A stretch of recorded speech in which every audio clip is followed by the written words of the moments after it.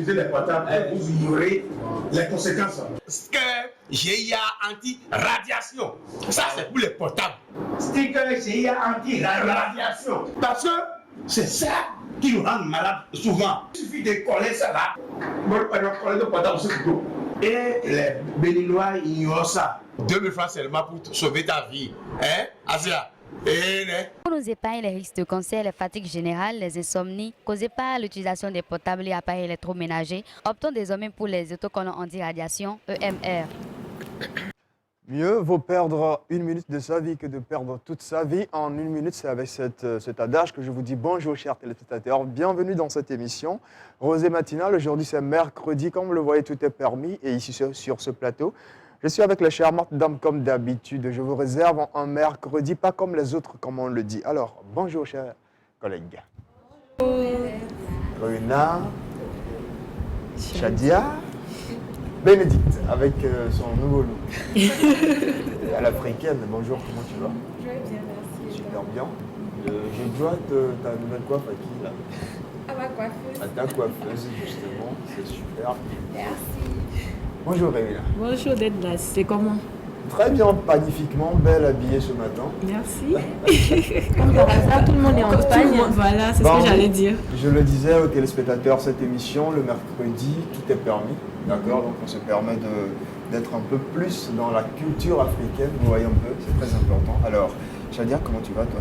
Oui, ça va super bien ce matin. Super bien. En pleine forme. En pleine forme. J'ai une bonne santé mentale. Ah oui. Alors, chers téléspectateurs, comme vous le voyez, nous sommes tous zen sur ce plateau ce matin pour vous offrir donc un mercredi, pas comme les autres. On revient juste après ceci. Vous utilisez les portables, vous ignorez les conséquences. Sticker GIA anti-radiation. Ça, c'est pour les portables. Sticker GIA anti-radiation. Parce que c'est ça qui nous rend malades souvent. Il suffit de coller ça là. Coller le portable sur le dos. Et les Béninois ignorent ça. 2000 francs seulement pour sauver ta vie. Hein, Asia? Pour nous épargner les risques de cancer, les fatigues générales, les insomnies causées par l'utilisation des portables et appareils électroménagers, optons désormais pour les autocollants anti-radiation EMR. Oui, voilà, donc comme on le disait, nous sommes un mercredi aujourd'hui et nous allons vous offrir un melting pot, c'est-à-dire une multitude de rubriques comme d'habitude. Je suis avec Shadia. Shadia, aujourd'hui on va parler de quoi spécialement?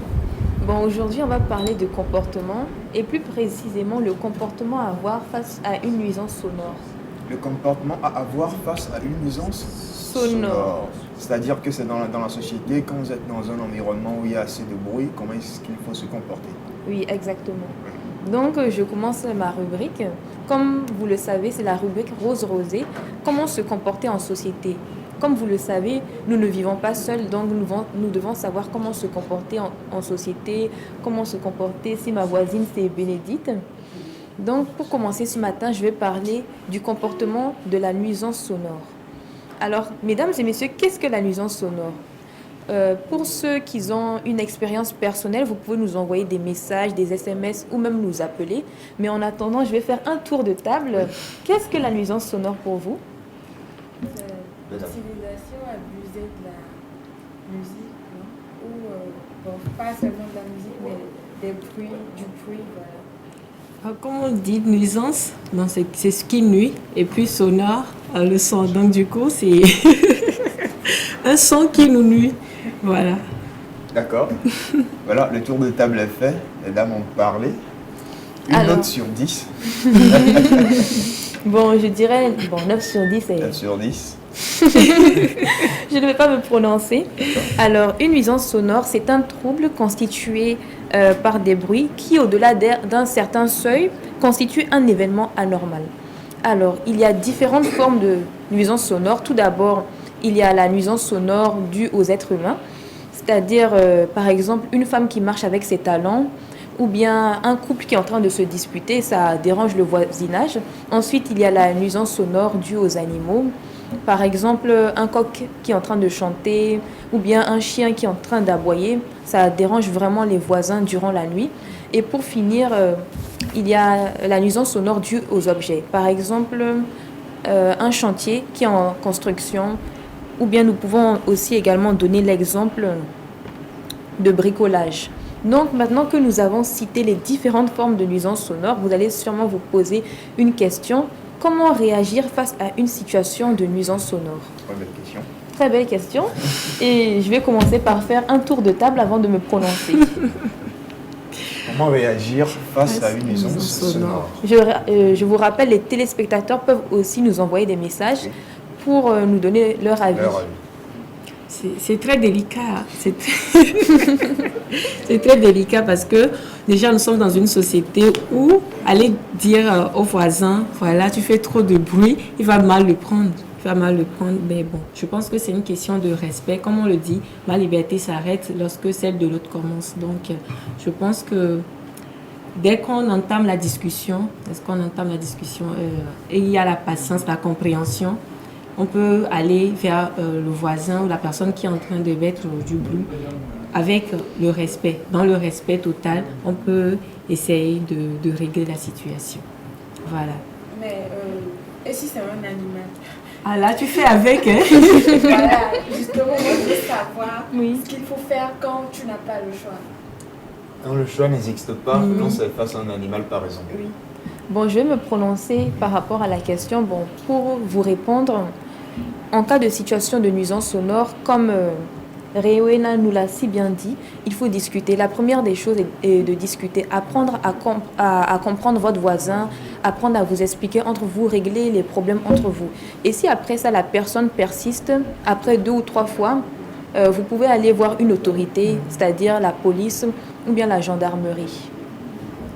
C'est vrai qu'ailleurs, dans certains pays, ou peut-être pas forcément en Afrique, quand vous avez de la musique chez vous, et que vous faites assez de bruit, les voisins ont la possibilité donc d'appeler les forces de l'ordre pour vous dire, enfin, vous réglementer sur ce que vous êtes en train de faire.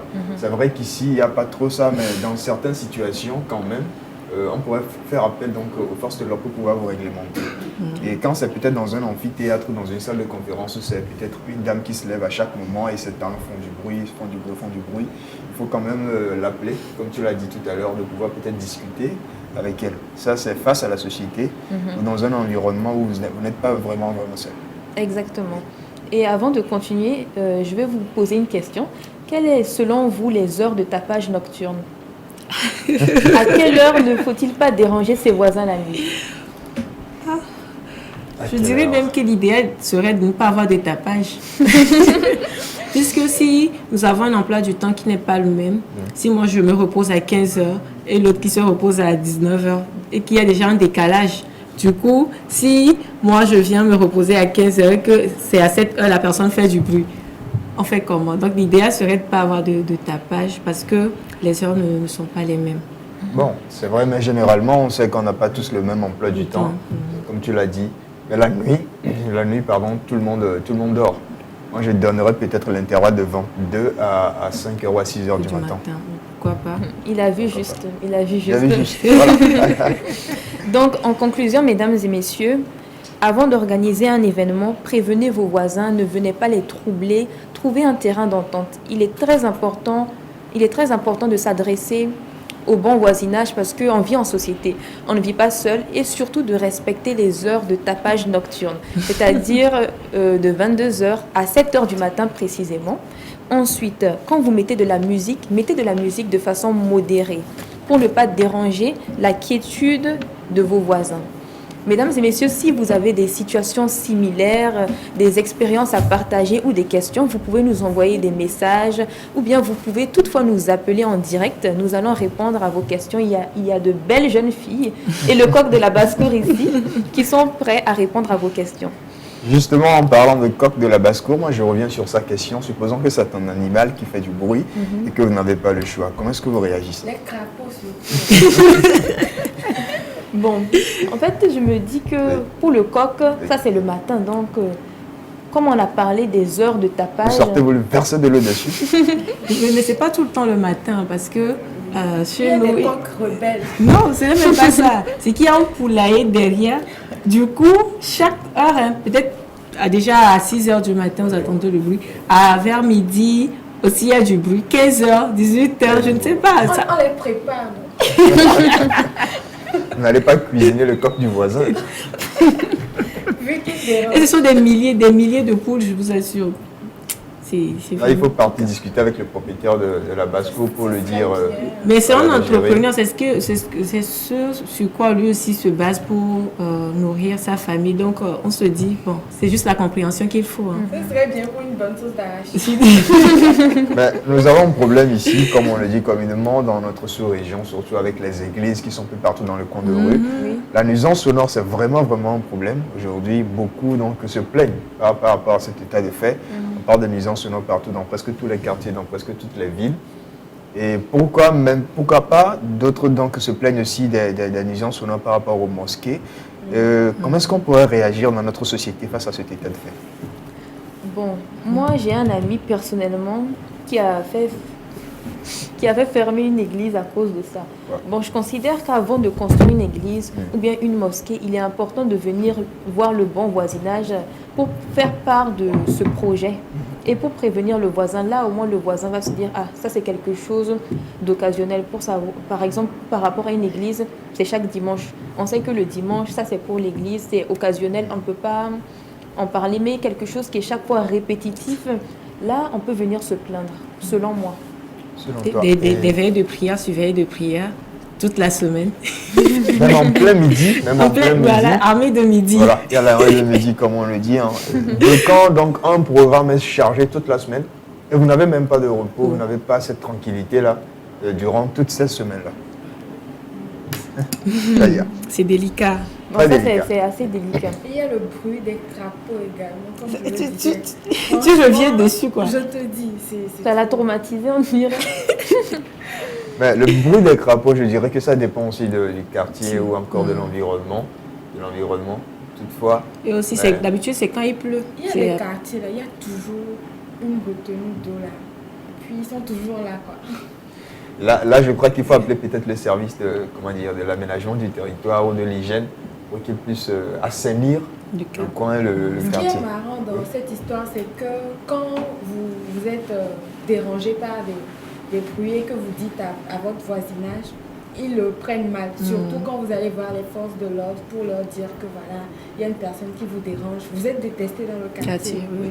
Moi, je me dis, après, ça dépend de la manière dont tu es venu t'exprimer envers la personne. Si tu es venu, bon, pour insulter la personne ou bien pour crier, c'est sûr que la personne va mal le prendre. Mais ça dépend de la démarche à faire. C'est pour ça qu'on dit, apprenez à bien vous comporter. Si tu viens, tu dis à la personne, franchement, ce que tu fais, ça me dérange, je n'arrive pas trop à dormir. Tu essayes d'expliquer la personne d'une telle manière que la personne va te comprendre. Là, il n'y a pas de problème. Mais si tu viens crier, insulter la personne, c'est clair que la personne va mal le prendre. Et en plus, aller jusqu'à amener des policiers ou bien la gendarmerie, c'est que la situation est allée trop loin. Nous sommes dans un état qui est régi par des lois, par des règles. Et je me dis en réalité que si quelqu'un vous dérange de par donc son bruit, il est tout à fait normal d'appeler les forces de l'ordre ou la police. C'est vrai qu'ici, on va vous prendre en même temps pour le méchant de l'histoire. Mais en réalité, c'est ce qui est normal de faire, appeler les forces de l'ordre. Mais je pense que c'est Si après la une personne discussion. s'entête, bien sûr. Voilà. Après une discussion avec la personne. Et j'aimerais te poser une question. Oui. Est-ce que tu as déjà vécu une situation de nuisance sonore? Oui, j'avais un voisin qui n'arrêtait pas de jouer la musique très tôt le matin. Je dis très tôt le matin, déjà à 5h30, 6h. Lui se met là en ambiance totale. Adoration. C'est même pas de l'adoration, d'accord, je dirais que c'est de la musique peut-être douce. Mais lui, il est dans le boum, boum, tcha, voilà quoi, il est dans la bonne musique le matin. Voilà, c'est le discothèque en plein matin. Boîte de nuit à domicile. À domicile. Et là, vous n'arrivez plus même à vous concentrer puisque on sait tous que voilà, comment le sommeil de l'aube, c'est encore beaucoup plus doux. Délicieux d'ailleurs. Et là maintenant, le voisin qui vous casse l'oreille et tout. J'ai vécu ça pendant un moment avant que le voisin puisse déménager. J'ai même pas eu cette, je dirais pas c'est de la chance, mais lui il a eu cette, il n'a pas eu cette chance-là que je lui ramène les policiers chez lui. J'ai toujours, consommé cet état de fait jusqu'à ce qu'il déménage un peu. Voilà. Je ne sais pas si quelqu'un aussi a vécu cette situation dans son quartier ou chez lui. Quelqu'un qui joue de la musique en plein temps. Moi, c'était carrément une église, juste à côté de ma maison. Du coup, tout le temps, ils sont là à faire des veillées de prière et tout. En tout cas, moi, ça ne me dérange pas le bruit. Je peux dormir avec une musique assez élevée, mais c'est les parents que ça dérangeait et tout, finalement. Tu sais pourquoi je ris? Je me rappelle encore de ce monsieur qui est parti disjoncter le compteur de l'église parce qu'il avait... Il n'en pouvait plus. Voilà, il n'en pouvait plus. Il était désolé, il est parti. Il dit, mais je suis désolé, je suis dans l'obligation de disjoncter votre voilà. compteur. Il a quand même disjoncté le compteur. Nuisance sonore, on en parle ce matin, chers téléspectateurs. Comment est-ce que vous réagirez chez vous ou encore dans votre entourage si vous avez cette nuisance sonore-là qui vous dérange un peu partout? On revient à Shadia. Bon. En conclusion, comme je l'ai bien dit aux téléspectateurs, en face de nuisances sonores, en face de situations de nuisances sonores, il faut aller voir les autorités ou bien discuter avec ses voisins. Donc, ce sera tout pour ce matin. Je ne sais pas si vous avez d'autres questions ou bien d'autres expériences à partager. Non, ça va. Par exemple, Oui. en parlant d'église, j'ai une amie qui vivait à côté, juste à côté d'une église. Donc, chaque jour, il y avait des veillées et après, elle était dérangée par cette nuisance sonore. Et un jour, elle a payé des feux d'artifice qu'elle a jetés sur le toit de l'église. Wow. Et ils ont cru que c'était une fusillade, ils ont tous fui. Elle n'en pouvait plus. C'était pour la titiller un peu, mais c'était aussi un avertissement pour leur dire, écoutez, vous faites assez de bruit. Chers téléspectateurs, vous pouvez donc nous écrire, nous appeler sur le 93 58 35 12, sur le 90 41 96 22. Vous êtes bien dans Rosé Matina ce matin. Nous sommes avec Shadia dans la rubrique Rose, Rosé. Voilà. Des expériences à partager avec nous, chers collègues? Non. C'est juste qu'il y avait, comment dirais-je, un bar de nuit. Hein. On en parle aussi. Un bar de nuit, je vous assure. Des bars. À partir de 19h comme ça jusqu'à 5h du matin, c'est de la musique, l'ambiance à haute dose, Ah ouais. je vous assure. Mais bon, la distance qui séparait ma maison du bar est assez conséquente, mais il y avait toujours du bruit qui venait. Donc j'imaginais, j'avais une copine qui était juste à côté.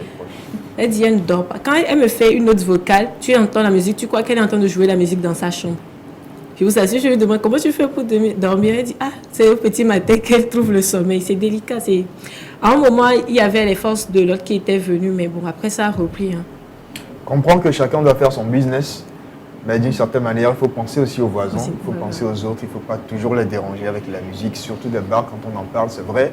De quand on joue de la musique, à 24 sur 24, et l'entourage n'a pas vraiment un petit temps de repos, n'a pas un petit temps de concentration. Là, ça on appelle aussi qu'on lance pour sensibiliser ceux qui nous suivent, ceux qui sont propriétaires de bars, propriétaires d'églises, propriétaire de mosquée, si je peux le dire ainsi, voilà. Essayez un peu de penser aussi aux autres par moment, de revoir un peu votre emploi du temps, votre programme journalier pour que vos proches aussi aient un peu de la tranquillité chez eux. Nous sommes toujours dans Rosé Rose. Vous nous appelez donc sur le 93 58 35 12 90 51 96 22.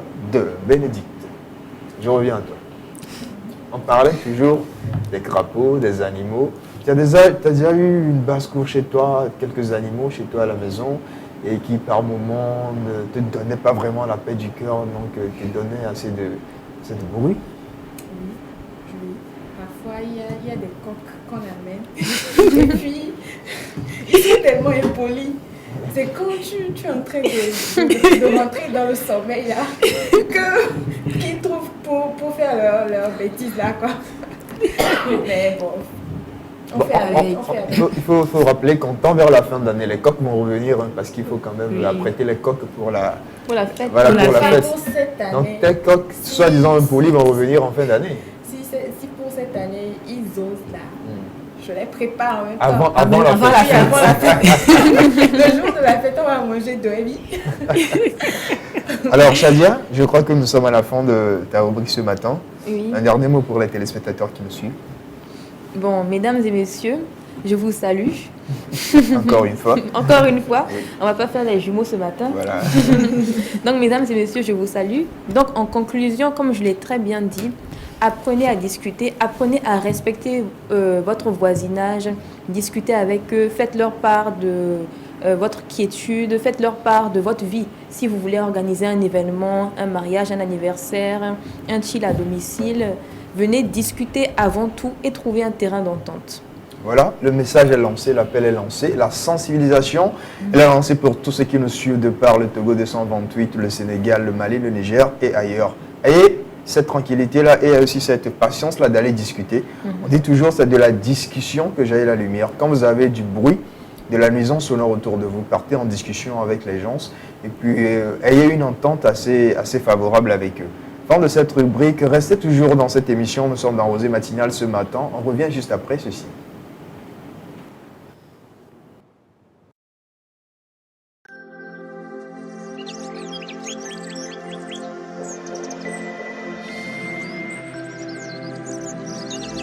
Rosée Matinale, l'univers du savoir.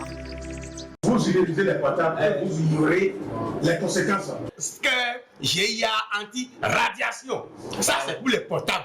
Sticker GIA anti-radiation. Parce que c'est ça qui nous rend malades souvent. Il suffit de coller ça là. Bon, on coller le portable sur le dos. Et les Béninois ignorent ça. 2000 francs seulement pour sauver ta vie. Hein, Asia? Pour nous épargner les risques de cancer, les fatigues générales, les insomnies causées par l'utilisation des portables et appareils électroménagers, optons désormais pour les autocollants anti-radiation EMR.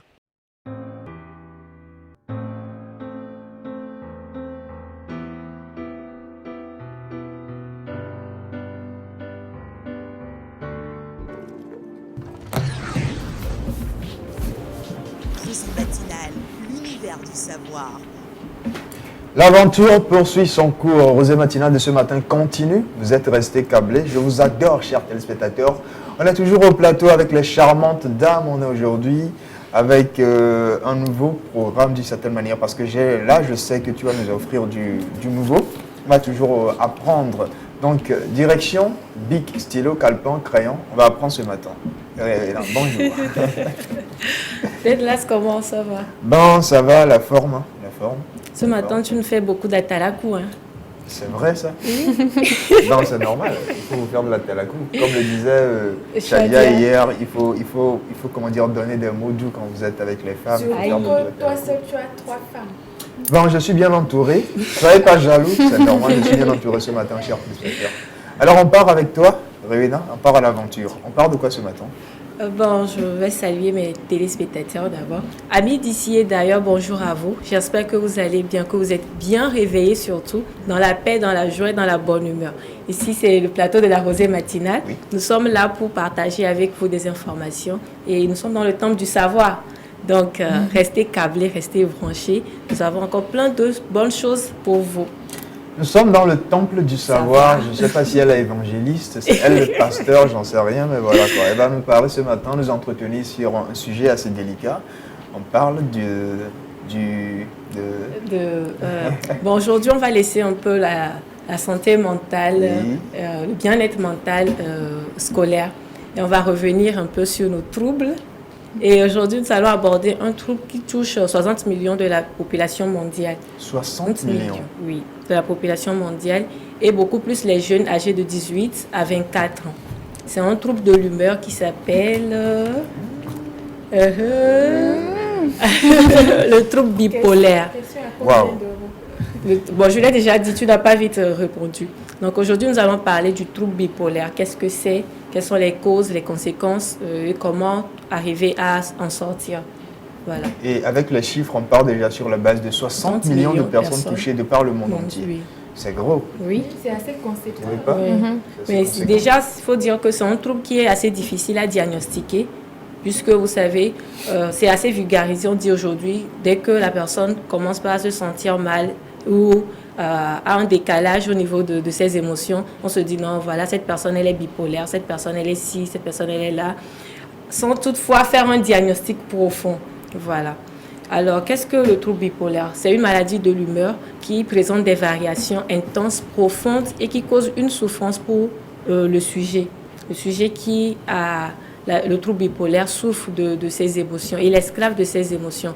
Tantôt, il passe d'un extrême à un autre. Tantôt, il est tout heureux, tout en joie, l'euphorie totale.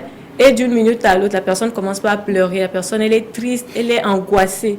Vous vous demandez, mais comment se fait-il? Comment cette personne, pourquoi elle réagit ainsi? De temps à autre, elle passe d'un sentiment à un autre, esclave de ses émotions. Et déjà, nous allons dire que nous avons deux types de troubles. Nous avons deux types de troubles bipolaires. Le trouble bipolaire du type 1 et le trouble bipolaire du type 2. Voilà, le trouble bipolaire, je dirais que tous les troubles sont des troubles ayant des épisodes maniaco-dépressifs. Qu'est-ce que je dis par... Vous savez déjà qu'on a parlé de la dépression ici, qui est caractérisée par une souffrance, une tristesse, un ralentissement psychomoteur et tout ce qui va avec. Et maintenant, l'épisode dépressif et maniaque, l'épisode maniaque, c'est beaucoup plus l'euphorie. La personne, elle est très excitée, elle est très heureuse. L'extrême, en fait, de la joie, en fait. Et la personne n'est pas concentrée. Tantôt elle est ici, tantôt elle est là. Et son envie sexuelle qui augmente. La personne est très, très, très excitée. Elle a même des troubles de sommeil. Elle se dit, non, je ne vais pas dormir parce que je sens que j'ai de l'énergie, je suis en joie. La personne est très mouvementée, très, très, très... comment dirais-je, elle a plein d'énergie, oui. Voilà. Et à un moment, elle passe directement à un état dépressif où le ralentissement psychomoteur, des troubles de sommeil, des problèmes d'alimentation, la personne ne peut pas manger, la personne, voilà. Et nous pouvons dire que ce sont des troubles qui sont très difficiles à diagnostiquer. Ça peut passer, vous pouvez prendre au moins 2, 4, voire 6 ans avant de diagnostiquer le trouble. Puisque d'habitude, quand vous allez voir de psychiatre en psychiatre, vous pouvez au moins consulter au moins 5 psychiatres avant de vraiment déterminer que vous souffrez de la bipolarité. De la bipolarité. Alors, à quoi est-ce que c'est dû? Disons qu'il y a plusieurs causes. Les causes sont multifactorielles. Nous avons la vulnérabilité génétique. Si déjà dans votre famille, il y a quelqu'un qui a déjà souffert de la bipolarité, c'est beaucoup plus facile, vous êtes sujet plutôt à avoir la bipolarité. Et aussi, ça dépend aussi des événements de la vie. Un divorce, par exemple, il y a une dame qui dit elle n'arrive pas à supporter les émotions négatives. Du coup, dès qu'elle commence par souffrir, bien face à un deuil, au lieu d'affronter le problème, de surmonter la douleur, elle n'aime pas. Du coup, c'est là que le trouble, la bipolarité a commencé. Face au deuil, elle est toujours dans l'euphorie, dans la joie extrême, dans ces activités qui sont très... On va le prendre pour la sorcière de l'histoire. Voilà, alors que c'est juste un trouble et la personne en souffre. Voilà. Et aussi, nous avons constaté que dans les pays à haut revenu, il y a beaucoup plus de personnes qui souffrent de la bipolarité que dans les pays à faible revenu. Parce que d'habitude, dans ces pays, il y a plus de cas de divorce. Des personnes vivent assez seules, des personnes qui sont séparées et tout ça. Voilà. Et pour la bipolarité, est-ce que tu penses qu'on peut assimiler la bipolarité à un dédoublement de personnalité?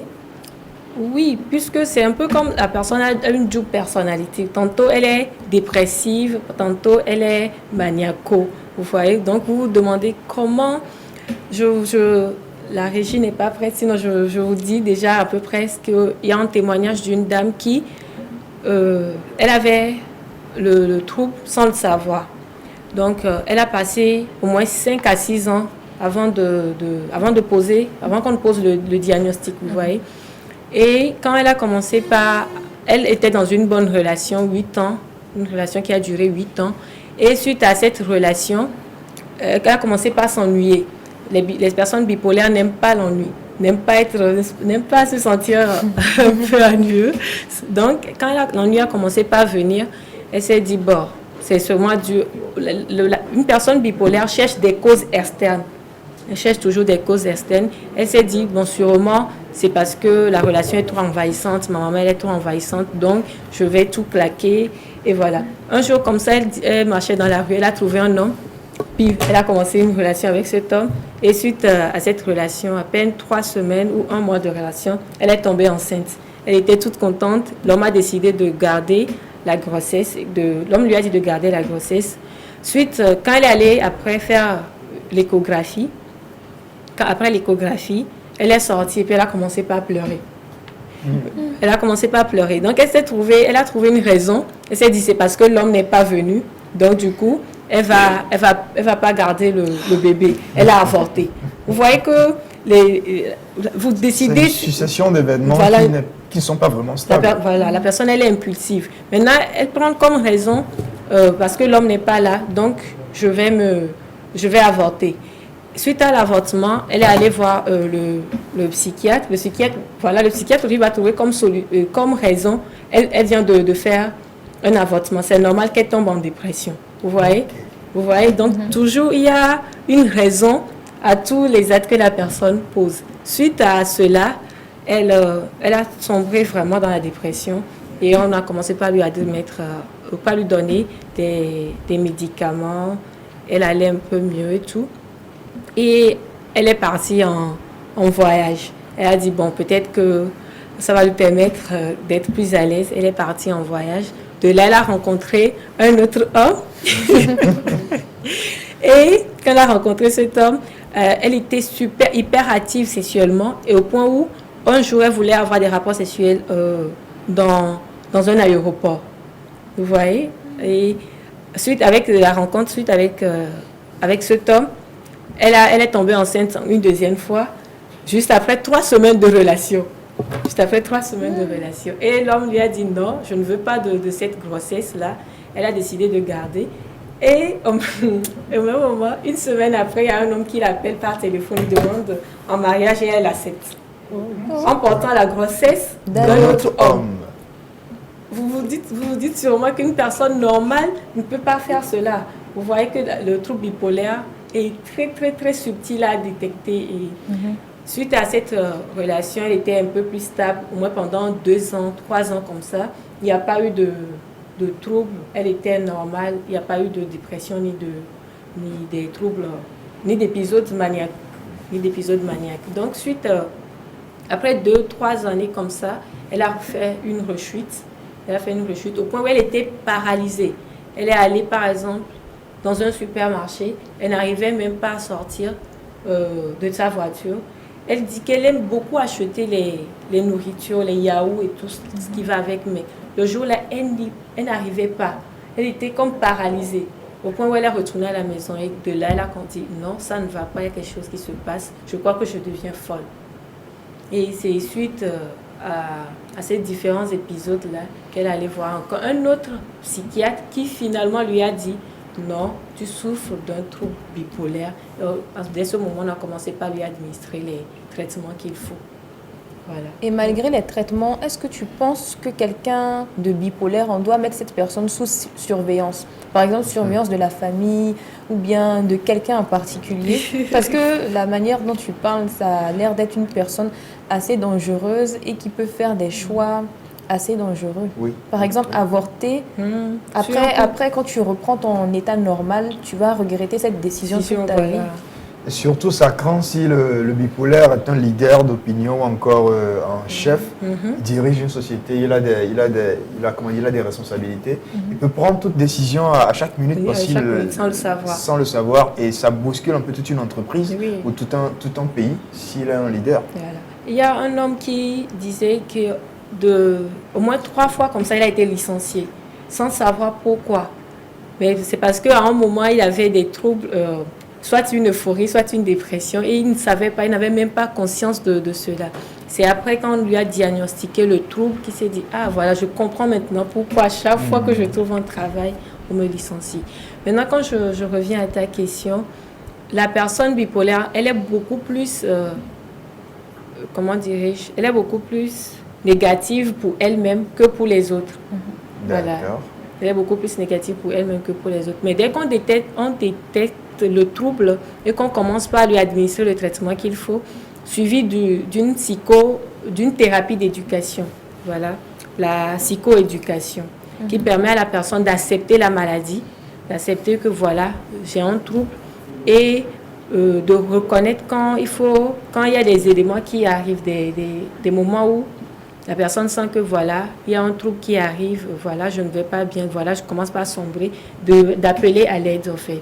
La psychoéducation. La psychoéducation. Eh bien, si vous venez de nous rejoindre, vous êtes dans Rosée Matinale ce matin sur le canal du 161. Nous sommes dans la rubrique Santé Rose avec Réveillon. On parle aujourd'hui donc de bipolarité, un mal qui touche un peu, donc 60 millions, comme tu le disais tout à l'heure, 60 millions de personnes sur cette terre.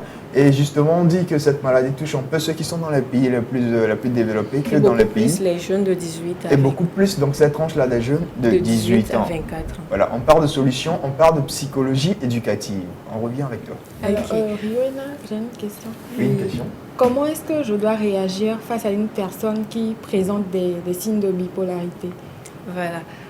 Comme je le disais, c'est un truc qui est difficile à détecter. Et d'habitude, on commence par trouver des raisons externes au comportement de la personne.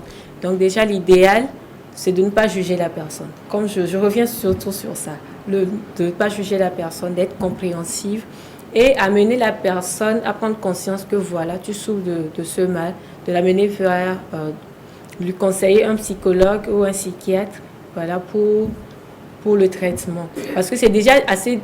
Ces personnes souffrantes de bipolarité n'acceptent pas. Puisque quand il y a des épisodes maniaques, la personne est dans l'euphorie, la personne est contente, la personne elle est joyeuse. Donc, comment tu peux me dire que parce que je suis joyeuse, je suis hyper active, ça veut dire que je vais mal? Vous comprenez un peu ce que...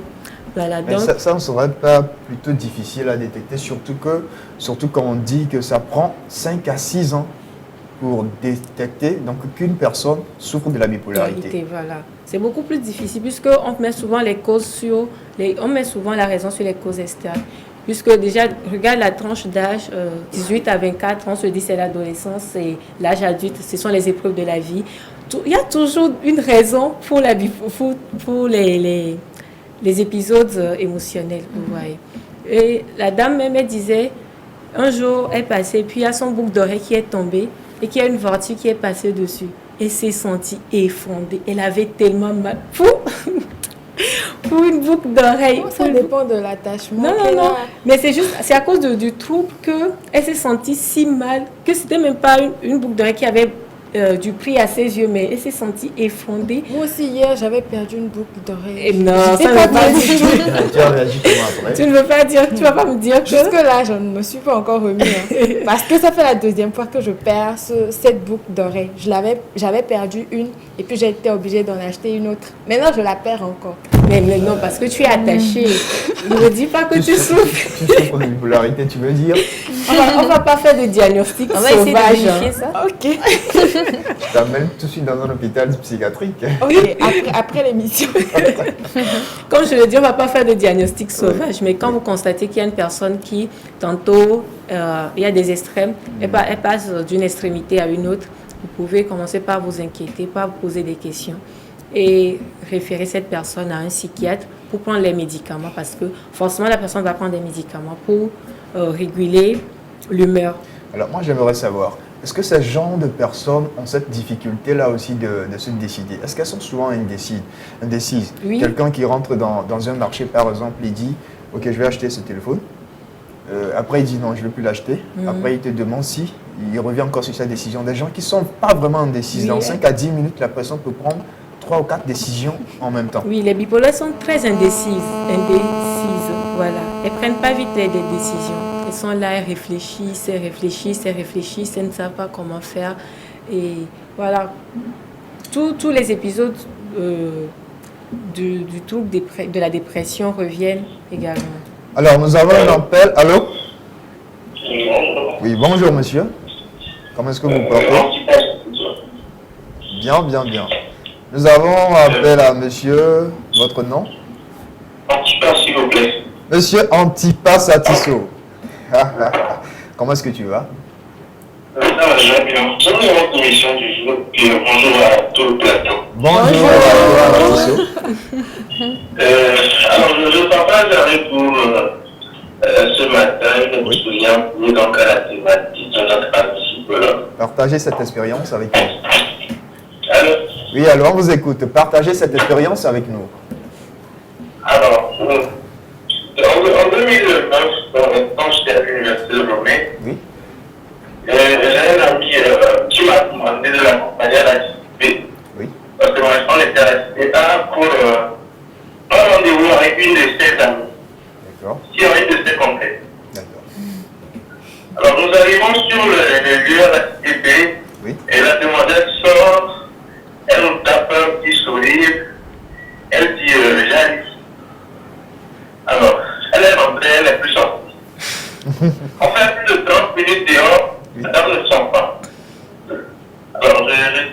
dormi, mais on fait le temps, on est rentré chez nous. Le lendemain, je retrouve la même fille à l'espace, au niveau de la restauration. Elle m'a dit, mais comment ça va? Bon, il faut peut-être qu'on l'excuse parce que hier, elle est rentrée dans la chambre parce qu'elle avait des choses à faire. Donc, en temps, si je vois mon ami, de lui dire de repasser à quelle heure. Alors, je rappelle mon page si la demoiselle demande qu'on repasse à 15 heures. Alors, à 15 heures, on se pointe sur les lieux. La même scène se reproduit. On ferme par la porte, la demoiselle ouvre. Et après, on est le sol. Alors, je ne sais pas. Je veux demander à notre ami psychologue de nous expliquer un peu ces choses. Si c'est toujours il y a la bipolarité. D'accord. Merci à Tissot d'avoir partagé cette expérience-là avec nous sur le plateau et avec les téléspectateurs. Restez donc connectés sur notre émission. Vous aurez la réponse tout à l'heure. C'est sûr. D'accord, ouais.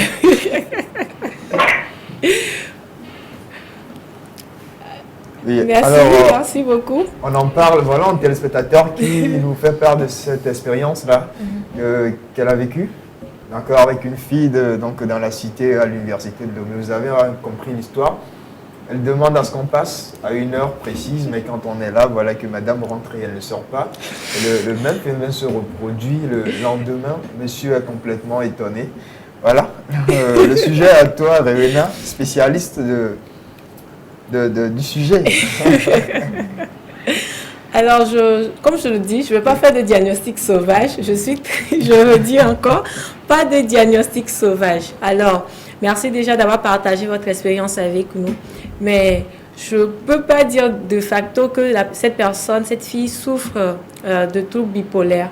Voilà, puisqu'il faut d'autres symptômes pour pouvoir vraiment se dire que voilà, cette personne, elle est bipolaire. Ça peut être juste une manipulation aussi. Hein. Vous savez, quand nous les filles...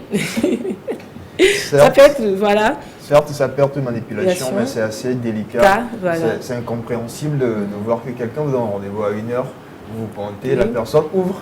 C'est pas que la personne n'ouvre pas, la personne ouvre, elle vous voit, elle rentre et elle ne sort plus.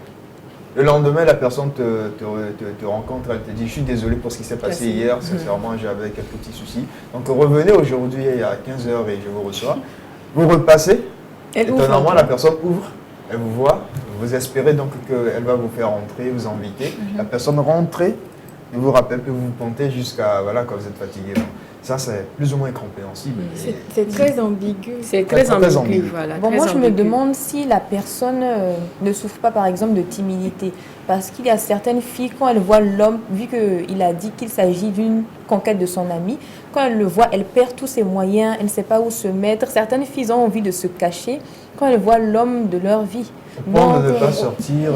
Au point de sortir, c'est elle qui les a invités. Oui, oui, c'est parce qu'elle les a quand même reçus. Donc, quand elle les a reçus, peut-être qu'elle perd ses moyens, qu'elle ne sait pas où se mettre, qu'elle a envie de se cacher. Donc, elle part se cacher pendant des heures, je ne sais pas. Aussi, s'il y a eu d'autres situations, vous pouvez nous donner d'autres raisons, d'autres symptômes de plus pour pouvoir faire le diagnostic. Sinon, nous ne pouvons pas dire de facto qu'elle souffre de troubles bipolaires. Voilà. Ça peut être la bipolarité, tout comme ça ne peut pas l'être. Mais pour le savoir, je pense qu'il devrait avoir une discussion sérieuse avec la fille. Il faudrait suivre cette personne au moins pendant une année, 6 mois, 1 an, pour voir à peu près s'il y a puisque comme je le dis, il y a des altérations. À un moment, la personne, elle peut être elle-même pendant 2 ans, pendant 3 ans, avant de refaire une rechute, avant de faire une rechute. Du coup, on ne peut pas, vous pouvez vivre avec cette personne au moins pendant plusieurs années avant de détecter que voilà, cette personne, elle souffre vraiment de bipolarité. C'est très subtil et très ambigu. Là, on demanderait donc à Tipa Santiso de suivre encore un peu plus cette jeune demoiselle, de discuter avec son ami également et de savoir si cette même fille présente d'autres symptômes, d'autres troubles de ce genre-là pour comprendre si elle souffre de bipolarité ou pas. Voilà. Et vu qu'on parle de bipolarité, j'aimerais te poser une question. Par exemple, si je viens de me disputer avec Deadlas et que c'est une dispute intense, et tout à fait. Et que Après, je rigole avec Bénédicte comme si de rien n'était. Comme si on allait faire le show tout de suite. Donc, est-ce que dans ce cas-là, je peux parler de bipolarité? Non, en fait, comme je le disais, hein, nous tous, nous sommes des bipolaires, si on peut le dire. Hein. C'est parce qu'on a tellement vulgarisé la maladie. Tantôt, face à certaines situations, nous changeons de comportement, notre émotion, puisque sans les émotions, nous ne vivons pas. Tantôt, tu passes de la tristesse à une joie intense, à une euphorie. Mais quand ça a perdu dans le temps, que cela est une souffrance pour toi, de telle en sorte que tu prennes des décisions à la hâte, de façon impulsive, voilà. Donc, je peux me disputer avec toi et puis discuter après, avoir une bonne relation avec là, ça n'a rien à voir, vous voyez. Et puis, il y a certaines personnes elles sont franches. Genre, elles te disent plutôt, voilà, je n'aime pas si, avec un ton assez vraiment déplorable ou qui te frustre en fait. Et juste après t'avoir parlé, la personne, elle te dit, bon voilà, dis-moi comment vas-tu. Ça, c'est tout moi. En réalité, moi, je suis comme ça d'une certaine manière. Moi, quand je suis en discussion, en dispute avec quelqu'un, je vais de façon très, très franche. Je te dis ce que je ressens et puis voilà, si je suis énervé, j'explose en réalité. Voilà. Et après, je passe à autre chose. Oui, l'essentiel, c'est d'avoir exprimé. C'est plutôt compliqué pour certaines personnes de voir que quelqu'un qui passe du sentiment de colère en même temps du sentiment d'apaisement, on se dit, mais attends, il vient ou elle vient de se disputer avec moi et dans la minute après, elle ose vouloir peut-être discuter tout tranquillement comme si de rien n'était. Oui. Il y a des gens qui ont un tempérament qui passe d'un état à un autre très facilement. Je trouve que tu as un très bon comportement. Voilà quoi, sans garder rancune ou quoi que ce soit. Voilà, c'est ce que j'allais dire. La personne ne garde pas rancune. Tu lui as fait du mal, elle te dit voilà, ce que tu m'as fait ne me plaît pas, ne me le fais plus. Voilà, c'est fini. Et puis c'est déjà passé pour elle. L'étape est passée, donc discutons d'autres choses. Il ne faut pas garder les choses à cœur. Voilà. C'est très important. Donc il y a des personnes qui pour la santé mentale. Comme je le dis, il y a des personnes qui sont très franches, qui ne sont pas des hypocrites, qui ne sont pas des hypocrites. Donc voilà. D'accord. Alors, on continue avec toi. On parlait tantôt de psychologie éducative. Voilà, la psychoéducation. La psychoéducation permet de reconnaître sa maladie et d'être acteur de sa maladie, de ne plus subir la maladie en fait, de ne plus subir la maladie, d'être acteur et quand vous commencez par revoir, quand vous commencez par voir qu'il y a des situations qui vous amènent à vous sentir mal, vous commencez en même temps à consulter ou vous commencez par voir un psy ou bien de discuter avec une personne. Et également, il y a la thérapie, dans la psychoéducation, il y a la thérapie de groupe. La thérapie de groupe, comme je l'avais dit, beaucoup de personnes aiment beaucoup plus la thérapie de groupe parce qu'elles se disent, voilà, les personnes qui sont ici ont le même problème que moi et elles se soutiennent. Elles se soutiennent et il y a une cohésion entre elles pour bien arriver à dépasser les crises en fait. On ne guérit pas de la bipolarité. On ne guérit pas de la bipolarité. Non, on ne guérit pas. Mais notez bien, mettez ça en indice, chers téléspectateurs, parce que beaucoup auront donc le sentiment d'avoir cette réponse à la question de savoir si ça pourrait se guérir ou pas. Notez bien ce NB-là, on ne guérit pas de la bipolarité. On y travaille, on vit avec. On vit avec et il ne faut surtout pas arrêter les médicaments quand vous voyez que vous allez bien. Il ne faut pas arrêter les médicaments, il faut continuer à suivre les médicaments.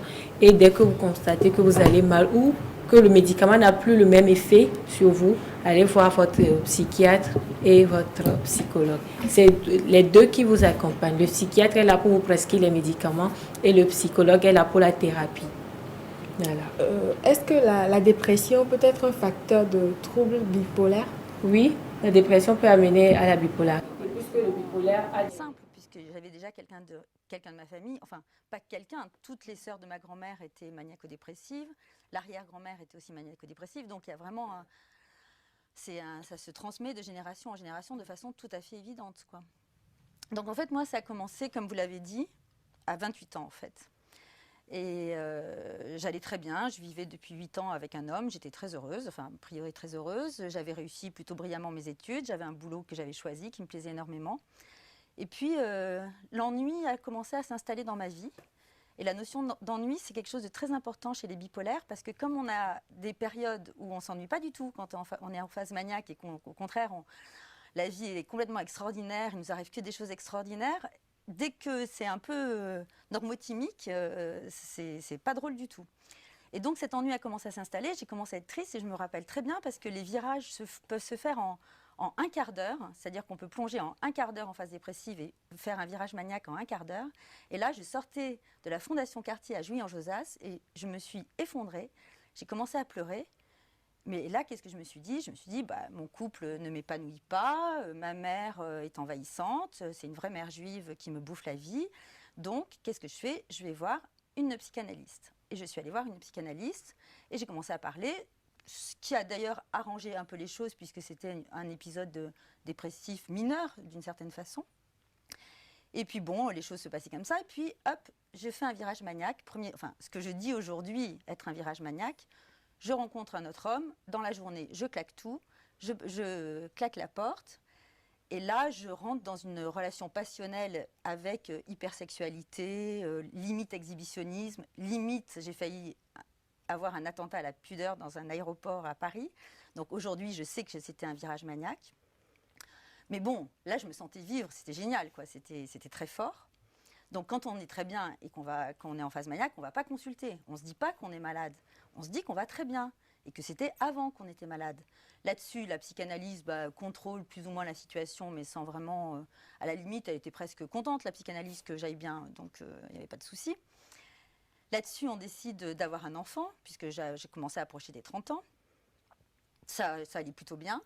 Je sors de la première échographie, je m'effondre. Revirage dépressif. Grave, là. Et là, je rentre, donc je vous raconte tout ça pour vous montrer toutes les conséquences graves que ça a sur la vie affective et professionnelle et tout ça. Et donc là, je fais un virage dépressif, je me retrouve en pleurs devant mon échographie, donc je me dis que c'est parce que mon compagnon n'est pas assez présent. On le met toujours sur des causes extérieures et je décide d'avorter. Donc là, j'avorte, dépression super grave. Mais la psychanalyse dit toujours, c'est normal, elle vient d'avorter. Donc voilà, tout ça, c'est vraiment quand même très symptomatique des conséquences du trouble bipolaire. Donc là-dessus, je quitte mon compagnon, je pars dans une autre relation beaucoup plus apaisée, beaucoup plus tranquille.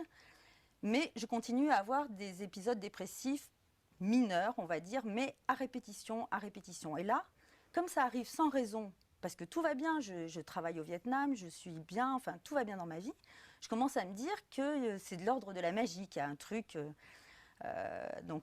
et à cause magique, soins magiques. Donc je commence à aller voir des grandes prêtresses bouddhistes, des médecins chinois qui me frottent avec des pierres de lune ou je ne sais trop quoi, qui m'enduisent avec du blanc d'œuf et qui me passent avec une cuillère d'or d'argent. Enfin, toutes sortes de choses. J'ai tout essayé pour comprendre d'où venaient ces dépressions.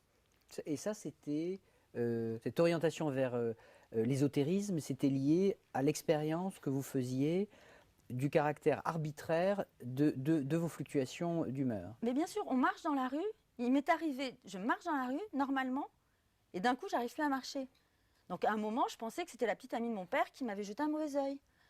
Parce que c'est incompréhensible. Un jour, je me souviens, j'étais dans un parking, j'ai une boucle d'oreille qui est tombée, il y a une voiture qui est passée sur la boucle d'oreille, mais bon, elle n'avait pas une valeur phénoménale, et je me suis effondrée. J'ai senti que tout dans moi, c'est difficile à expliquer ce sentiment, mais on sent que d'un coup, on est tremblant, on n'arrive plus à avancer. Et donc, après un virage comme ça, vous restez durablement dans l'épisode dépressif. Après, ça s'installe pour des jours, des semaines, parfois même des mois. Et des années, et une année en tout cas. Donc suite à ces voyages au Vietnam, etc., je refais un épisode maniaque, parce que forcément, il y a toujours un moment où ça remonte. Là, je fais un enfant avec quelqu'un que je connaissais depuis 3 semaines. On se quitte à l'annonce de ma grossesse. Je me fais une grossesse toute seule. J'épouse un autre homme pendant que je suis enceinte qui me demande de m'épouser au téléphone et je lui dis oui au téléphone alors qu'on ne se connaissait pas. Enfin, tout ça, c'est des histoires de bipolaire, quoi. Hein. Bon, finalement, j'épouse cet homme. Je passe 5 ans normotimique, plutôt bien, équilibré. J'ai un deuxième enfant. Jusqu'au jour où on déménage en banlieue. Et là, je commence à replonger. Et là, pour la première fois, le plongeon est suffisamment important pour que j'aille consulter un psychiatre, à la clinique du château d'ailleurs. Et ce psychiatre me propose de me donner des antidépresseurs, chose que la psychanalyste, depuis déjà toutes ces années, a toujours refusée. Et elle ne m'a jamais proposé d'aller voir un psychiatre, alors qu'elle était psychiatre aussi d'ailleurs au passage. Donc, bon, là aussi c'est compliqué, parce que si j'avais été suivie autrement toutes ces années-là, moi je faisais une confiance absolument sans borne à cette psychanalyste. Donc ce psychiatre veut me mettre sous antidépresseurs, je refuse parce que je pars en vacances en Corse et que je pense que les vacances en Corse, la mer, le soleil, mes enfants, mon mari, tout ça va faire que je vais remonter à la surface. Et le jour de l'arrivée, je laisse la famille dans la maison de location, je prends la voiture, je commence à avoir beaucoup de mal à conduire jusqu'à Sartène, j'arrive au supermarché et là, paralysie totale. Impossible de faire la moindre course. J'étais devant les Figatel et la Copa et je ne pouvais... Alors, en plus, tout ce qui est nourriture, moi c'est plutôt mon truc, j'adore ça, donc c'était complètement incompréhensible. Je reprends la voiture. J'arrive à mon mari, je lui dis, ça y est, je suis en train de devenir folle. J'appelle mes parents, je leur dis, je deviens folle. Voilà une expérience que cette dame la partage avec nous ce matin. Trouble de bipolarité, elle en parle de tout ce qu'elle a eu à vivre enfin, pendant quelques années. Mesdames, votre avis sur cette expérience-là de la dame en question? Moi, je trouve que c'est un comportement assez grave. Malgré le fait qu'elle a suivi plusieurs traitements, un psychanalyste, ensuite un psychiatre, jusqu'à présent, la dame, bon, elle est paralysée, elle n'arrive pas à savoir ce qu'elle fait. Donc, comme tu l'as dit, on peut toutefois rechuter. Et c'est un trouble, il faut préciser, qui ne se guérit pas. Ah oui. Mais vu qu'elle en parle, c'est que ça oui, va mieux. Oui, elle a commencé par... elle a pris les médicaments. Quand elle a commencé par voir le psychiatre, suite à la paralysie qu'elle a eue dans le supermarché. Voilà, elle a commencé par suivre le traitement, par prendre les médicaments et aussi la psychoéducation. Et elle a parlé de psychanalyste. Quelle est la différence entre un psychiatre et un psychanalyste? Un psychanalyste, je dirais que c'est une personne qui arrive qui est beaucoup plus concentrée sur notre inconscient. Voilà, qui est beaucoup plus concentrée sur notre inconscient. Et Freud, vous connaissez Freud? Oui, l'ami là, Freud, je le connais. Il est là, Freud. Ça fait un bail, je ne l'ai plus vu. Hein. Vous ne connaissez pas Freud, vous? Non, c'est ton pote. Oui, je connais Freud. Alors, Freud, il a dit quoi? Il t'a raconté quoi? Freud est le père de la psychanalyse. Ah, c'est l'autre Freud là? Oui, c'est d'accord. Voilà. Alors, Comme elle l'a dit, un psychanalyste, c'est aussi un psychiatre. Oui. Voilà. Mais qui, quand même, ne lui a pas donné le traitement qu'il fallait. Voilà. Puisqu'on ne sait pas d'ores et déjà, de facto, que voilà, cette personne, elle souffre de bipolarité. C'est vraiment assez délicat de déterminer, de faire le diagnostic et de savoir que voilà, cette personne, elle souffre de bipolarité. Alors, en quelques minutes, 1-2 minutes pour conclure cette rubrique de ce matin. On parlait tout à l'heure de bipolarité avec les revenants en santé.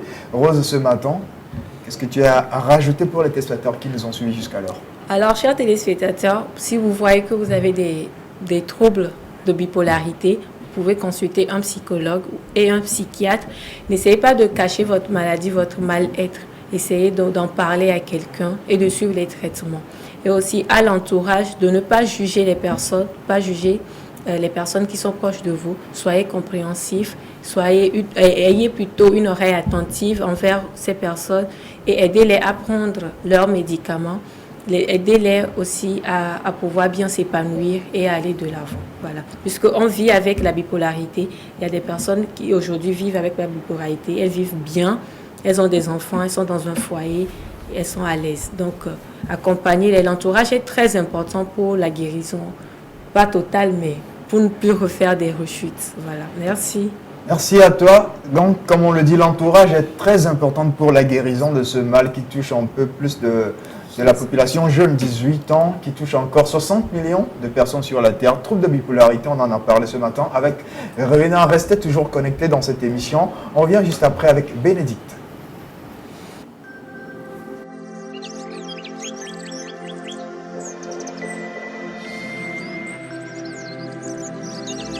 Rosée matinale, l'univers du savoir. vous utilisez les portables, vous ignorez les conséquences. Sticker GIA anti-radiation. Ça, c'est pour les portables. Sticker GIA anti-radiation. Parce que c'est ça qui nous rend malades souvent. Il suffit de coller ça là. Bon, on coller le portable sur le dos. Et les Béninois ignorent ça. 2000 francs seulement pour sauver ta vie. Hein, Asia? Pour nous épargner les risques de cancer, les fatigues générales, les insomnies causées par l'utilisation des portables et appareils électroménagers, optons désormais pour les autocollants anti-radiation EMR.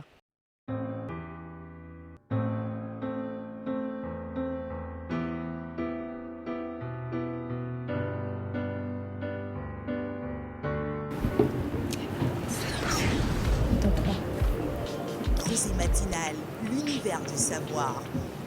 De retour dans le studio Rose. On est dans Rosée matinale ce matin. Je disais tout à l'heure qu'on serait avec Bénédicte qui m'a rejoint sur ma gauche. Bonjour charmante dame. Bonjour Deadlas. Bonjour charmante dame avec un nouveau look. Oh. Deadlas est trop fan de mon look. Ah oui. Particularité africaine. Merci. On le doit à ta coiffeuse. Oui, une coiffeuse en or. En or. Alors aujourd'hui, nous allons donc parler un peu de cinéma avec ta rubrique La Chronique Rose. On parle toujours de cinéma avec toi. On va voir quoi ce matin? Alors, bonjour chers téléspectateurs, bienvenue dans l'univers de la Rosée matinale, plus précisément dans la Chronique Rose. Voilà. Hier, nous avions débuté la Chronique Rose. Comme je vous le disais, la Chronique Rose est dédiée aux adeptes du cinéma du 3e A. Et notre mission, c'est de vous mettre au parfum de... Du 7e A. Oui, du 7e A, pardon. De vous mettre au parfum de l'actualité cinématographique, que ce soit d'ici ou d'ailleurs, de l'Afrique ou de l'Occident. Alors hier, nous étions en Pologne avec le film 365 DNI. J'espère que vous êtes partis suivre. Et aujourd'hui, vu que nous sommes en panne, nous sommes en mode africain, je vais rester dans ce même sillage. En vous proposant un film africain. On va rester chez nous parce qu'aujourd'hui, comme vous le savez, le cinéma africain fait une très grande révolution. Voilà. Alors, qu'est-ce que vous pensez de l'élan que l'Afrique est en train de prendre en matière de cinéma? Moi, je trouve que maintenant, on fait de très bons films, des films africains. Par exemple, les films nigériens, les films ghanéens. J'adore, par exemple, les films de Jackie Appiah. Ce sont de très bons films. Je trouve que l'Afrique doit essayer d'évoluer. On ne doit pas rester là à regarder chaque fois les films des Blancs. Nous aussi, on doit faire quelque chose d'intéressant, se faire remarquer dans la société. Jackie Appiah, il faut préciser qu'elle est d'origine ghanéenne, c'est ça? Elle a été une actrice de film ghanéenne. Pour ceux qui ne le savent pas, bien sûr. Donc, pour Shadia, c'est ton actrice préférée? Oui, j'adore les films de Jackie Appiah. Elle joue bien, elle est très jolie, mais pas aussi que jolie que Bénédicte quand même. Peut-être un jour que tu peux te voir dans un film. Amen. On profite pour dire salam ou bonjour à toute la communauté ghanéenne ici présente au Togo et tous ceux qui nous suivent de par le Ghana également. Bonjour Rose, je précise. Bonjour Rose. Alors moi, c'est vrai que le Nigeria et le Ghana ont beaucoup évolué dans le domaine cinématographique, mais ces dernières années, c'est le Sénégal, les films sénégalais, non, ils sont bons. En Afrique de l'Ouest, c'est le Sénégal qui a fait un saut, une révolution pas possible dans le domaine du cinéma et j'aime beaucoup leurs films. Il y a un film en particulier qui t'a plu? Moi, j'ai aimé la série Golden, la série Maîtresse d'un homme marié. J'ai beaucoup kiffé. Tu fais tabac sur la toile ces derniers temps. Oui. Donc, ils sont en train de... Il y a une révolution pas possible, en fait. J'ai kiffé. Mais ici, le Cameroun aussi qui fait une révolution actuellement aussi. Et ça va. En Afrique de l'Ouest ou en Afrique francophone, je pense qu'on commence pas à évoluer. Ça ne sera plus que le Ghana ou le Nigeria. Mais oui, nous l'espérons pour notre cher pays également. Oui, voilà. On l'espère. Vous savez, il faut comprendre aussi qu'aujourd'hui, on part plutôt sur la forme, d'accord, et puis sur le fond également. Les pays occidentaux, ils ont déjà prouvé tout ce qu'ils pouvaient faire en matière de cinéma, en matière d'effets et tout. Aujourd'hui, l'Afrique part plutôt dans le fond. On met en avant notre culture, notre habillement, nos vêtements, nos réalités en fait africaines dans nos films. C'est ce qu'on véhicule à travers le cinéma ou encore le cinéma ou les films africains aujourd'hui. Et c'est ce qui d'ailleurs attire un peu la communauté internationale et puis encore les occidentaux à vouloir suivre en fait nos réalités parce que nous avons une réalité et des valeurs qu'on transmet à travers ces films. On va pas s'attarder encore sur les films européens qui nous ont déjà prouvé tout ce qu'il fallait. Aujourd'hui, il y a un peu un retour aux sources, un retour vers l'Afrique pour qu'on puisse consommer et partager encore ces valeurs africaines-là. Voilà. Il faut dire aussi que Oasis, que les Togolais aussi ont réalisé, c'est pas mal. J'aime beaucoup aimer aussi. Voilà. Je crois qu'on va en parler un peu plus dans cette aventure de chaque série, de chaque film togolais, africain, sénégalais, etc. Justement. On revient à toi, Bénédicte. Oui, merci pour vos interventions. Comme je vous le disais, nous allons rester chez nous en Afrique. Nous allons rester plus précisément au Nigeria avec le film des Wedding Party. Ça vous dit? The Wedding Party. On parle anglais ce matin, on va tourner la langue. The Wedding Party. Ladies and gentlemen. Yeah. I'm going to talk about the wedding party. Pardon. Alors, Wedding Party. Moi, je n'ai jamais suivi ce film. Je ne peux pas me prononcer là-dessus. C'est un film ou c'est une série? C'est un film. C'est un film? Oui, c'est un film à 2 volets. C'est le film nigérien le plus rentable. C'est le premier film nigérien qui fait plus d'entrées que les surproductions hollywoodiennes. Oui, c'est carrément une réussite parmi les films nigériens. Vous allez avoir l'occasion de suivre un extrait quand même. C'est une révolution en 2020, c'est cette année ou c'est l'année dernière? Non, c'était en 2016. 2016. C'est plus cette année que c'est... Ça a pris sur le marché du cinéma. Oui. Si la régie est prête quand même, on va suivre un extrait. En attendant, je vous dis un peu ce que c'est. Alors, c'est l'histoire de jeunes. Et déjà, voilà, on a l'image un peu à l'écran pour ceux qui veulent le voir. Okay. C'est les acteurs, je précise. Oui, c'est les acteurs. Voilà. Et mis à part le fait qu'ils aient joué le film ensemble, ils sont en couple dans la vraie vie. Ils étaient en couple avant ou après? Avant. Avant? Oui. D'accord.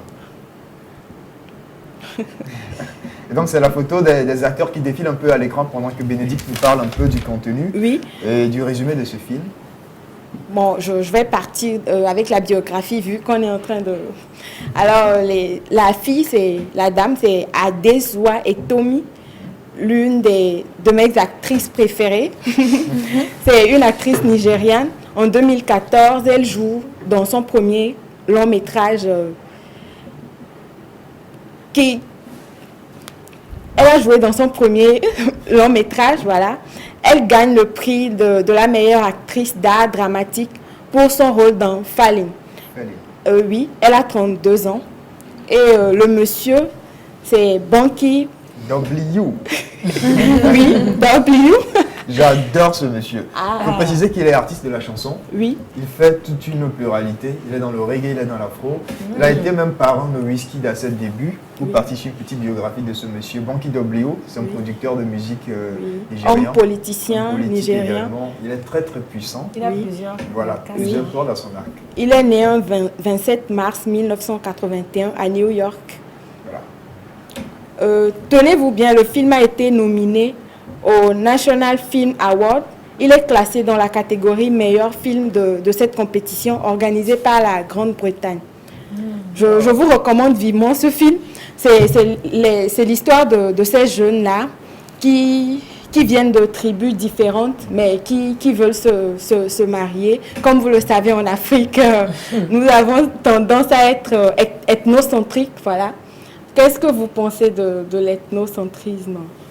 Du fait que les parents refusent à ce que leurs enfants épousent des personnes d'autres ethnies. Bon, moi, je pense qu'on doit apprendre à diversifier les cultures, avoir un esprit assez ouvert. C'est pas parce que tu es d'une ethnie et quelqu'un est d'une autre ethnie que vous pouvez pas vous marier. L'amour avant tout. Moi, je dirais même que pour qu'on se développe, il va falloir qu'il y ait cette union entre nous, déjà les Africains. On pense tout le temps, on se dit tout le temps que c'est parce que les Blancs viennent faire ci, les Blancs viennent piller, les Blancs viennent faire ci ou ça. Mais c'est parce qu'il n'y a pas cette union entre nous. Si déjà on se dit, voilà, moi je suis de telle culture, ma fille ne va pas épouser cet homme, Déjà, il n'y a pas d'union entre nous et c'est déjà déplorable pour notre développement. Donc, il faudrait qu'il y ait cette union plutôt, cette solidarité entre nous. Voilà.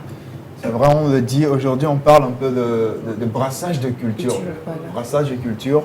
Vous savez, l'Afrique, c'est un continent qui a tout un écosystème de culture. On a beaucoup de cultures, de valeurs ici à partager. Et je dirais que...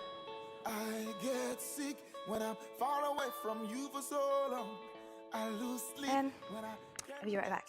Don't move. Baby, oh baby, you're like medicine to me.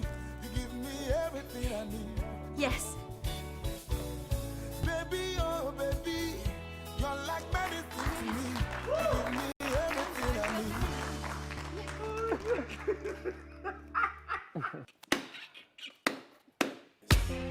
He proposed by accident? What's wrong? Why are you shouting? Do you want Deirdre to hear you? How could you let this happen? Hello? Is it me that proposed to her? Shit. So what are you gonna do? My money, my body, now your own. Oh baby, I'm getting married. congratulations.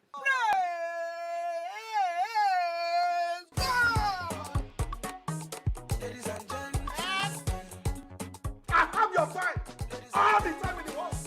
Ladies and gentlemen, boys and gentlemen, people that love me back, I will take you there. Lagos to Benin, London to Ekene. Say Belen, say where you wanna go. Let me take you there. Give me love, oh. Give me plenty love. Hey! My heart beats. You will not marry that woman. You will not. As long as I live, she will not. What is that exactly? Let's see. 3 years? It's not me, it's those people. We want to have the wedding next month. Next month? We want to take it to Dubai. We're behind you. Just take all of us to Dubai. It's Young John, the wicked producer. Beauty mama, you know I like you so. See, yeah, cherish you. I stand for you. I wouldn't lie for you, but I feel like for you. You don't know who I am? Who are you? I am Orioke of Ekitiland. This is not a valid visa now. What do you mean? I mean it's Valid. Why come and pass now? I want Hey, come back here. Look. Baby, Ladies and gentlemen, it was the wedding party, Yeah. version 2. Oui, ça c'est le deuxième volet du film. Il y a le premier volet également. Dans le deuxième volet, c'est un noir qui se marie à une blanche. Oui, voilà. Vous auriez remarqué que nous avons imposé nos cultures aux blancs et tout. Ils sont arrivés, ils ont été obligés de faire avec l'habillement, les réalités de l'Afrique. Voilà. Oui, alors dans le premier volet, on va sur ça après, c'est l'histoire de deux jeunes qui sont de tribus différentes. Ça, c'est tous des Africains, des Nigérians, mais il y a l'un qui est Yoruba et l'autre qui est Igbo. Vous savez qu'il y a souvent ce genre de dispute entre eux. Oui. Voilà, laisse-moi. That is for the family table. This is for the bride. This is wrong. All right, that's better.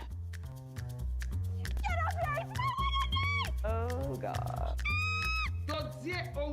Don't hate the player, just hate the game. Well, this player is getting married today. Son of Lady Obianuju Onwuka. That is correct. Dr. Tar with the carpaccio option for starters. I'm not about to let the cocos poison my guests. Weds Oladunni Koka. This guy, you are an angel, oh. Hi. We should have even charged them double bride price. Oh my gosh. Have fun for me, brothers. I need a new best man. Fine, Shola, you are now the best man. Please don't make me regret this. What is wrong with you? Yeah. We have it. Please tell me that didn't just happen. It's not that bad. Harrison, let's go. Maybe I should call my tailor. Get out of here! Madam. Have you called in her phone? She's not picking. Her phone's with me, Ma. Calm down, calm down. Why my daughter has been kidnapped? You want me to calm down? The only person who has been kidnapped here today is my son by that useless daughter of yours. You should have asked for him invitation. Why is she going in first?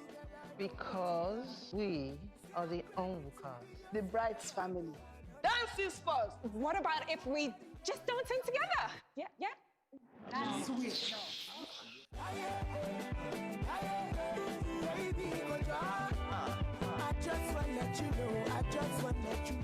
I don't tell you, say I be thief, I no be robber. Okay, thief, robber, please, what's the difference? Oh, you think this is a joke? Please, please. I'm sure my boss didn't mean any harm. The boys didn't mean any harm. Like I said, I'm not a member of their family. How does a man stay with one woman for the rest of his life? Poor Tony, it's an experience. Just in case you were confused, this is where it goes in. You need to do the fun and spontaneous things to and for him. I understand that you may not like Duni, but you need to understand that I love her, and that is never going to change.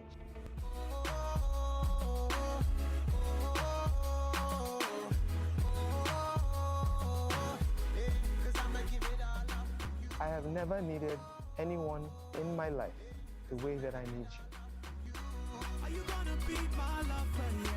Every person plotting evil against their marriage, no mercy, die by fire.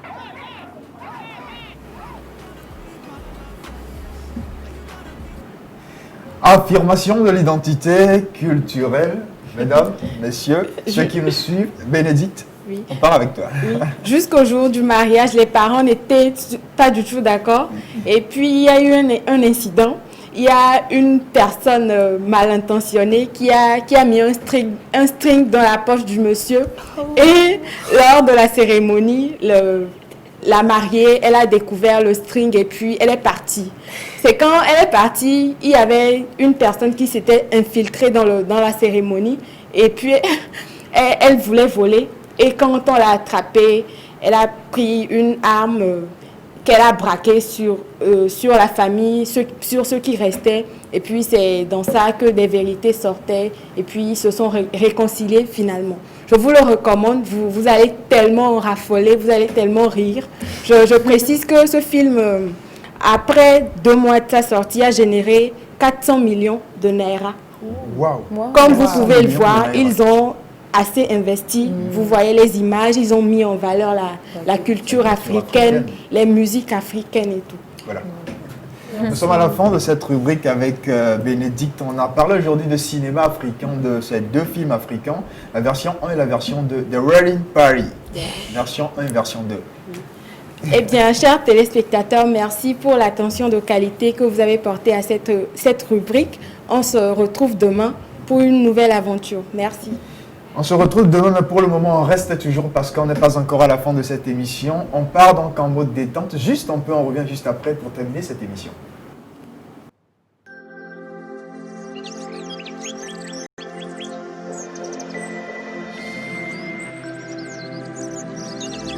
Rosée matinale, l'univers du savoir. Vous utilisez les portables et vous ignorez les conséquences. Sticker GIA anti-radiation. Ça, c'est pour les portables. Sticker GIA anti-radiation. Parce que c'est ça qui nous rend malades souvent. Il suffit de coller ça là. On coller le portable sur le dos. Et les Béninois ignorent ça. 2000 francs seulement pour sauver ta vie. Hein, Asia? Pour nous épargner les risques de cancer, les fatigues générales, les insomnies causées par l'utilisation des portables et appareils électroménagers, optons désormais pour les autocollants anti-radiation EMR.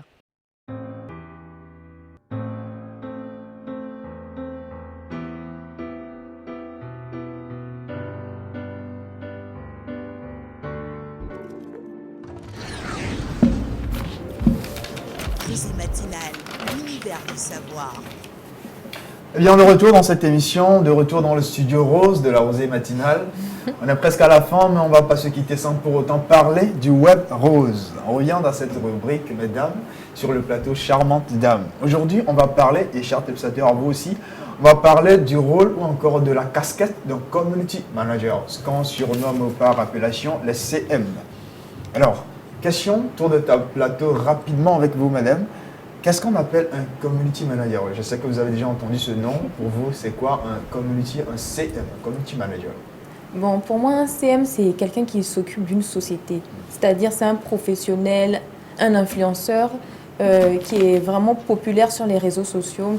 Donc, la société vient lui confier sa marque ou bien son projet. Et lui, son rôle, c'est de faire en sorte que la société sera connue sur les réseaux sociaux, connue sur Facebook, Instagram, lui faire des conceptions graphiques. Et souvent même, il y a des contrats par mois. Il y a des contrats par mois pour s'occuper du graphisme et des publications, ainsi que le contenu d'une marque ou d'une société pour être connu de tous. Viens t'asseoir ici. Pour c'est vrai, en fait, c'est pour te taquiner, mais elle a tout dit en réalité, d'une certaine manière. Mais on ne va pas se résumer là, on part avec toi. Comme je disais, elle a tout dit. Mais bon, un CM, c'est une personne qui s'occupe de la communication autour d'une entreprise ou autour d'un événement. Voilà. Alors, Bénédicte? Moi, je vais faire court. Un community manager, c'est une personne qui utilise les réseaux sociaux pour faire de la publicité, pour augmenter la notoriété d'une entreprise, pour booster les ventes également d'un produit ou d'une marque également. Alors, comme vous l'avez dit, un community manager, c'est quelqu'un qui travaille d'abord sur les réseaux sociaux, d'accord, qui utilise un peu la plupart des applications qu'on a aujourd'hui, Facebook, Instagram, WhatsApp, LinkedIn ou encore les autres applications pour travailler. Alors, cette personne est appelée en réalité à communiquer, à passer de l'information sur un produit, sur une marque donnée. Et ils ont une stratégie, ils ont un mode d'emploi, ils ont une pédagogie, ils ont une déontologie dans ce genre de travail.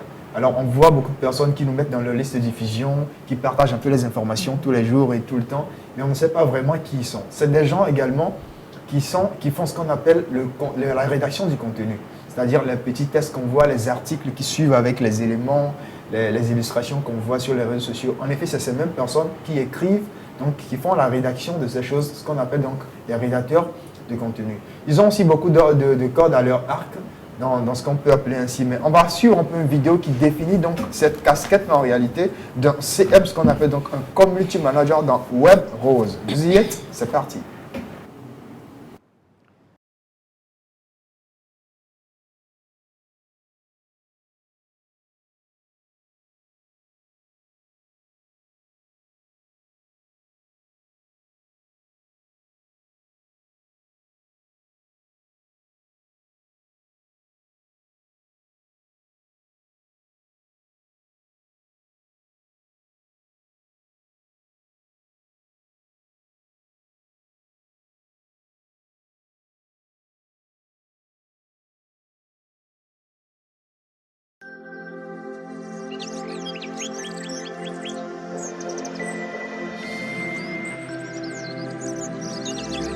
Rosée matinale, l'univers du savoir. Voilà, léger problème technique, chers téléspectateurs, mais on reviendra sur l'élément. On parlait tout à l'heure donc des community managers, ceux qui donc travaillent sur les réseaux sociaux, qui font donc la communication, qui passent de l'information sur les réseaux sociaux. Est-ce que vous avez déjà joué ce rôle-là, peut-être sans le savoir? Est-ce que vous avez déjà communiqué sur un produit, écrit peut-être un article? Vous l'avez mis en statut pour pouvoir communiquer. Comment est-ce que vous l'avez fait? Moi, je vais poser une question. Est-ce qu'il y a une différence entre un community manager et un influenceur? Comme elle a dit, un influenceur peut être un community manager peut être un influenceur, mais à la base, un community manager n'est pas forcément un influenceur. Lui, dans son rôle en réalité, c'est de pouvoir passer de l'information. Maintenant, à force de le faire, à force d'avoir beaucoup plus de notoriété, de visibilité, un community manager peut être appelé maintenant après à être influenceur de par donc sa cote de popularité. On connaît ce qu'on appelle donc les macros, les nanos et puis les micro-influenceurs. Ça dépend maintenant de la cote que vous avez, de l'interaction, du taux d'engagement que vous avez. Vous passez donc du statut de community manager à influenceur. L'expérience qu'il a déjà fait de par son parcours, a déjà partagé une information, écrit donc un article, un contenu pour moi, oui. Mais je lui laisse l'honneur. Moi, je suis toujours dans une association et qui a aussi le côté workbook. Donc, j'écrivais les textes qui devaient accompagner les affiches pour diffuser sur les réseaux sociaux. Voilà. Et comment est-ce que tu faisais dans la stratégie? En fait, moi, j'écrivais juste le test que j'envoyais au boss qui validait et puis après on partage sur les réseaux. Sur les réseaux sociaux. Shadia? Alors moi, j'étais en partenariat avec une auto-école dont je ne vais pas citer le nom.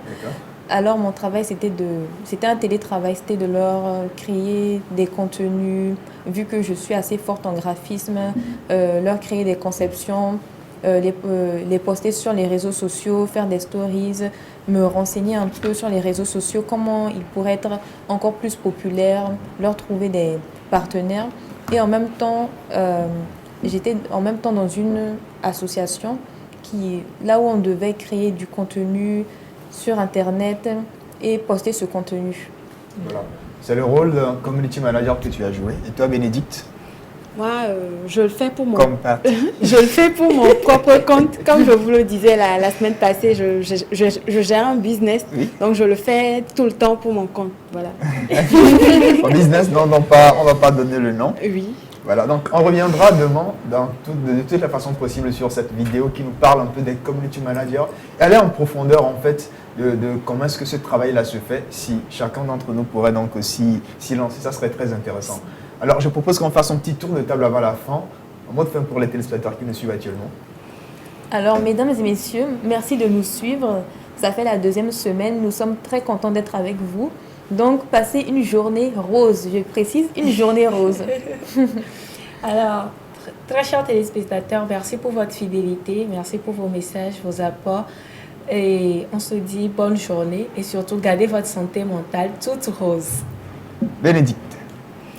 Eh bien, chers téléspectateurs, j'espère que le fait d'avoir suivi la rosée matinale ce matin vous a mis... l'eau à la bouche. L'eau à la bouche vous a mis bien et que vous pourriez commencer cette journée avec une certaine gaieté. Voilà. Je vous souhaite une bonne journée et que Dieu protège tout le monde. Fin de cette émission, chers téléspectateurs. On a parlé aujourd'hui donc de cinéma nigérian. On a parlé également de bipolarité. On a parlé aussi de nuisance sonore. C'était donc le melting pot dans cette émission aujourd'hui. J'espère que vous étiez ravis de par ce programme. On se retrouve demain, surtout sur le canal 261. Portez-vous bien. Bonne journée à vous. Bon appétit pour votre petit déjeuner, pour ceux qui sont au travail et tout. Bye bye. À bientôt. On se retrouve demain. Bye bye. Bye bye.